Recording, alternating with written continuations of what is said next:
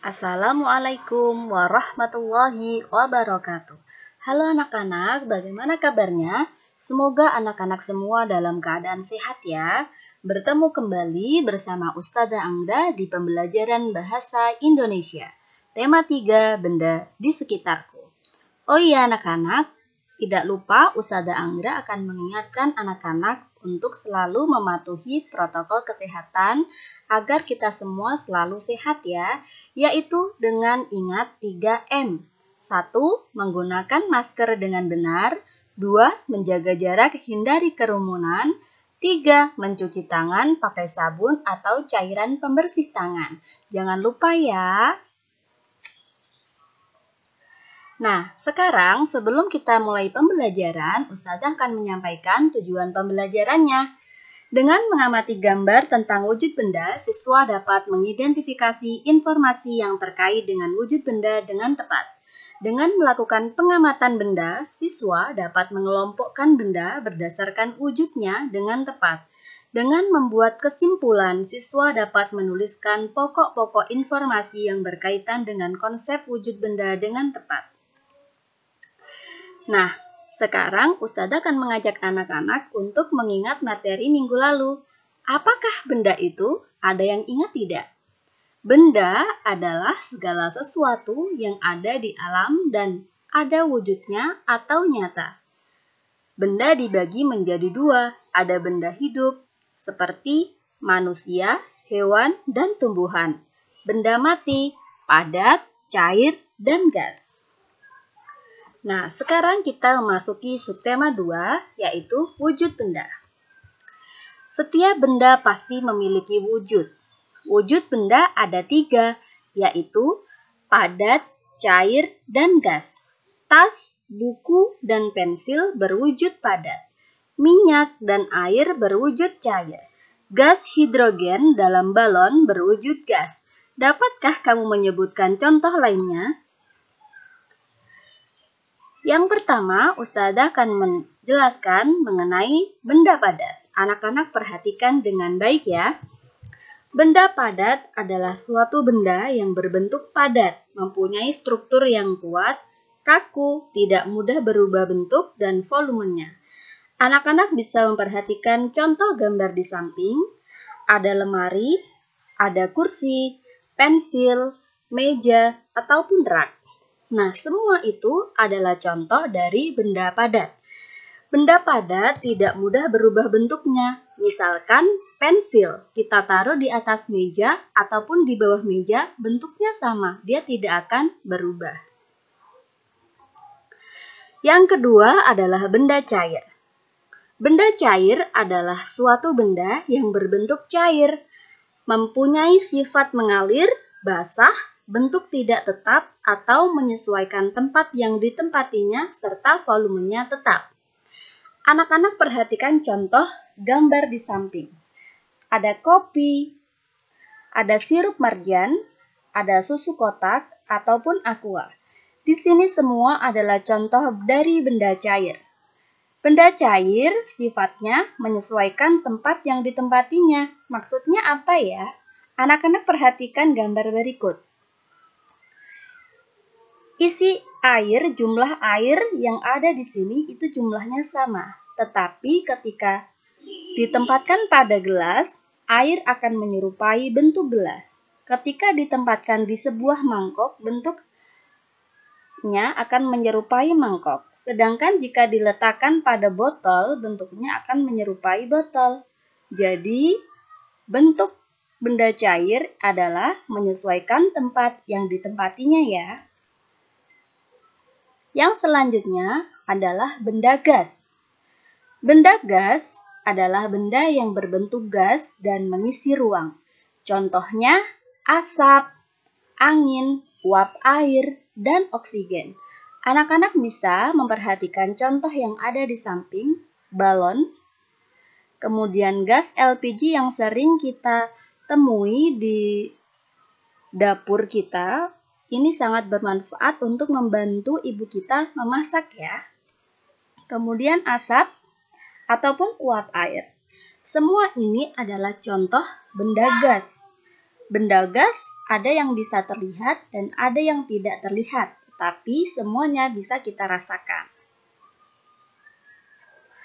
Nah, jadi kita simpulkan, wujud benda itu terbagi menjadi benda padat, benda cair, dan benda gas.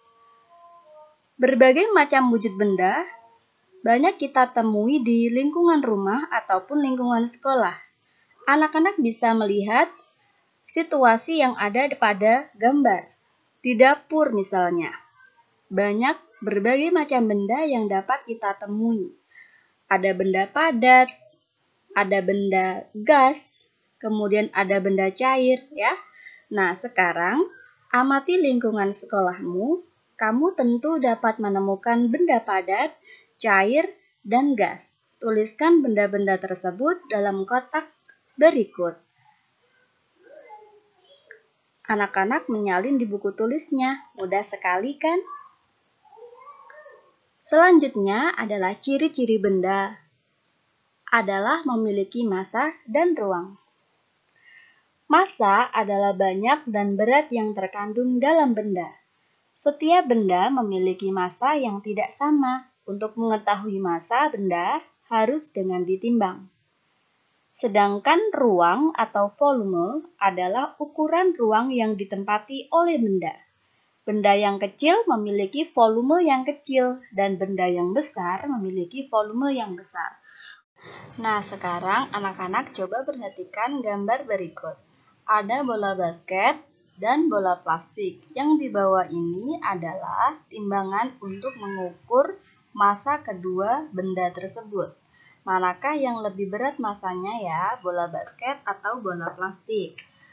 Bola basket, bahan penyusunnya terbuat dari karet sintetis.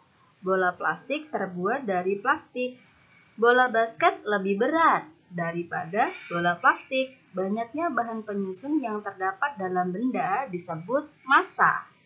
Jadi, bola yang lebih berat memiliki massa yang lebih berat. Jadi, di sini yang lebih berat adalah bola basket. Jadi, kesimpulannya bola basket mempunyai massa yang lebih berat dibanding bola plastik. Nah, sekarang kita lihat contoh berikut.